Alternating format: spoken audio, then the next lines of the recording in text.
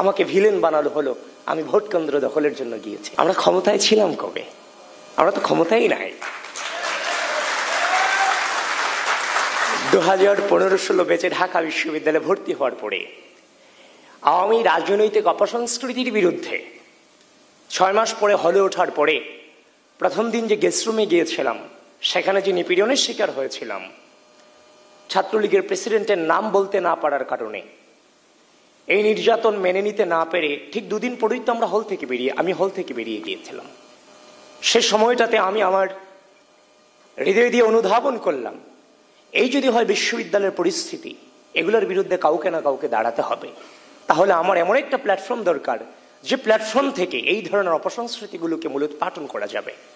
আমি নিজে সেদিন আমার ফেসবুকের সার্চ অপশনে কবি জসীমউদ্দিন হল ছাত্রদল লিখে আমি আমার ছাত্রদলের অগ্রজদেরকে খুঁজে বের করেছিলাম। আমাকে রাজনীতিতে কেউ নিয়ে আসেনি, আমি নিজে খুঁজে বের করে এসেছি। সকালে আমরা ঘুম থেকে উঠে বের হতাম যে অবরোধ সফল করতে হবে, হরতাল আমাদেরকে সফল করতে হবে। সে সময় আমরা 20 জন 25 জন মিছিল করতাম। এই 20 জন 25 জনের মিছিল নিয়ে আজকের অনেক ক্ষমতাসীনরে মকারি করতেন যে তাদেরকে দিয়ে কিছু হবে না। কিন্তু বিশ্বাস করেন, এই 20 জন 25 জনের একজনই কিন্তু 14 তারিখ রাতে রাজু ভাস্কর্যের পাদদেশ থেকে হাসিনাকে গোটা বাংলাদেশের স্বৈরাচার শব্দে প্রতিষ্ঠিত করেছিল। রাজনীতি সকলে করবে না, কিন্তু রাজনীতিতে কোয়ালিটি প্রয়োজন। একজন জেনারেল স্টুডেন্টের পক্ষে ফ্যাসিবাদকে সরাসরি স্বৈরাচার বলা তখন আসলে সম্ভব ছিল না। জেনারেল স্টুডেন্টরা নেমে ছিল বলেই গণঅভ্যুত্থান সফল হয়েছিল।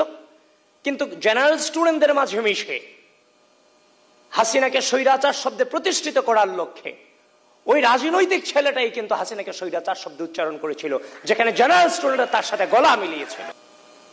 আমাকে ভিলেন বানানো হলো, আমি ভোট কেন্দ্র দখলের জন্য গিয়েছি। এটা কখনোই মেইনস্ট্রিম মিডিয়া থেকে আমি এটা আশা করিনি। এবং সেটা কারা করেছে তাদেরও দোষ দিচ্ছি না। কারা করেছে? যে রিটার্নিং অফিসার আমাকে নিয়ে নির্বাচনী কেন্দ্র প্রদর্শন করেছেন, সেই রিটার্নিং কর্মকর্তারাই কিন্তু সাংবাদিকদেরকে বিভ্রান্ত করতে বাধ্য করেছেন। সুতরাং আপনারা বুঝতেই পারছেন ভিতরটা আমাদের জন্য কতটা ডিফিকাল্ট ছিল। বারবার যদি আপনাদের কাছে অভিযোগ করি, আপনারা সেটাকে আপনাদের কাছেও শুনতে খারাপ লাগে।